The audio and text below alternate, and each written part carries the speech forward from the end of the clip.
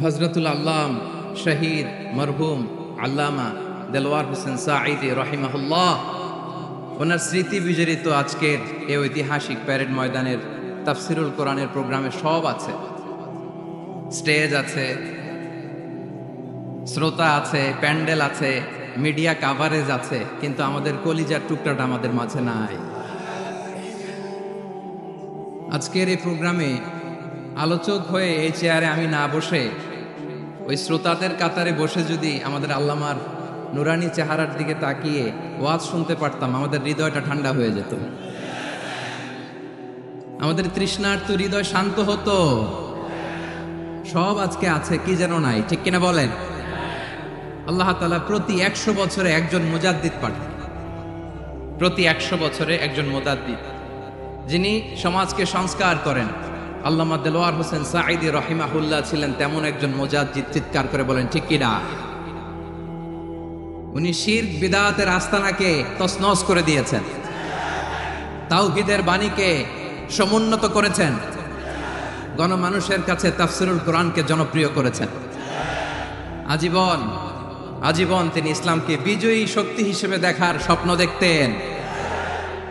এত প্রাঞ্জল ভাষা, এত চমৎকার আধুনিক প্রেজেন্টেশন, গণমানুষের কাছে কোরআনের তাফসিরকে এভাবে জনপ্রিয় করে তোলার মতো ব্যক্তিত্ব আল্লামা সাঈদী ছাড়া দ্বিতীয় কেউ এই বাংলার ভূখণ্ডে না।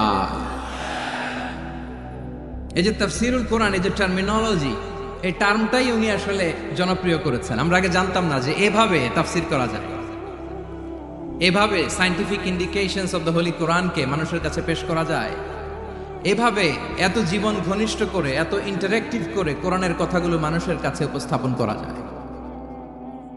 উনি অন্যায়ের বিরুদ্ধে সবসময় সোচ্চার ছিলেন, প্রতিবাদী কণ্ঠস্বর ছিলেন। ওনার আলোচনা শুনলে দেহের রক্ত টকবক করে ফুটতে থাকতো। আল্লাহু আকবার, আল্লাহু আকবার, আল্লাহু আকবার। He was a strong mouthpiece of Islamic revivalism. Islamic জাগরণের স্ট্রং মাউথপিস ছিলেন আল্লামা সাঈদী রাহিমাহুল্লাহ। অনেক দোয়া পেয়েছেন, আমরা পড়েছি, এমন জীবন তুমি করিবে গঠন, মরণে হাসিবে তুমি, কাঁদিবে ভুবক। গোটা বিশ্বকে তিনি কাঁদিয়েছেন। আল্লামা যখন ইন্তেকাল করলেন, আমি তখন মালয়েশিয়া থেকে যুক্তরাষ্ট্রে একটা কনফারেন্সে যোগ দিতে যাচ্ছি, কাতার এয়ারলাইন্সে। মালয়েশিয়া থেকে দোহাতে নামলাম। দোহায় যখন আমার ট্রানজিট, তখন শুনতে পেলাম যে আল্লামা বিদায় নিয়েছেন। সোশ্যাল মিডিয়ায় শুনে বিশ্বাস করতে পারলাম না। মুহূর্তের মধ্যেই মাসুদ সাঈদী ভাইকে মেসেজ করলাম, উনি কোনো উত্তর দিতে পারলেন না। মাসুদ ভাইয়ের সাথে যখন কোলাকুলি করি, আমাদের শামীম ভাইয়ের সাথে যখন কোলাকুলি করি, মনে হচ্ছে আল্লামা সাঈদীর ঘ্রাণ পাই। শরীরটা লিটারালি কাঁপছিল, নিজেকে মানাতে পারছিলাম না, বিশ্বাস করতে পারছিলাম না যে আসলে আল্লামা বিদায় নিয়েছেন। ইন দ্য মিন টাইম আমার সেকেন্ড ফ্লাইট, দোহা টু নিউ ইয়র্ক, 12 ঘন্টার ফ্লাইটে উঠলাম। ইন্টারনেট থেকে বিচ্ছিন্ন হলাম। নামার পরে শুনলাম আল্লাহু আকবার, যেখানে ওনাকে কবরস্থ করার কথা ছিল সেখানেও কবর দিতে দেয়া হয় নাই। ছবিগুলো দেখতে লাগলাম, হাসি মাখা মুখ, হাসি মাখা নিথর দেহটা, মরণে হাসিবে তুমি, কাঁদিবে ভুবন। From east to west, from north to south, the entire globe, গোটা বিশ্ব ওনার জন্য কেঁদেছে, গোটা বিশ্ব কেঁদেছে। কাবার গিলাফ ধরে ধরে মানুষ চিৎকার করেছে। এর চেয়ে শ্রেষ্ঠ মৃত্যুকে আর হতে পারে? আমাদের আল্লামার আর কি পাওয়ার ছিল বলেন? আর কি পাওয়ার ছিল?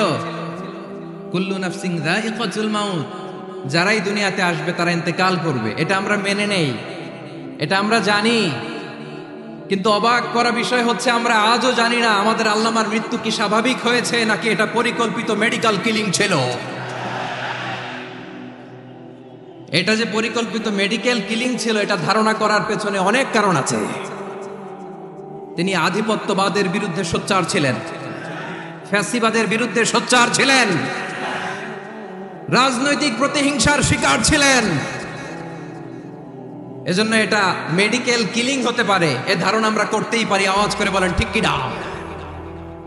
যেই সময়টা আমরা কাটাচ্ছি, এত সুন্দর সময় বাংলাদেশ আর পাবে না। আমাদের জন্মের পর থেকে এরকম চমৎকার সময় আমরা পাই নাই। এটাই আসল সময়।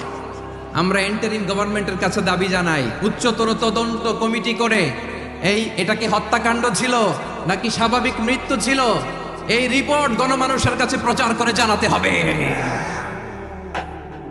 এই দাবির সাথে কি সবাই আপনারা একমত? কারা কারা একমত হাত তুলে দেখান।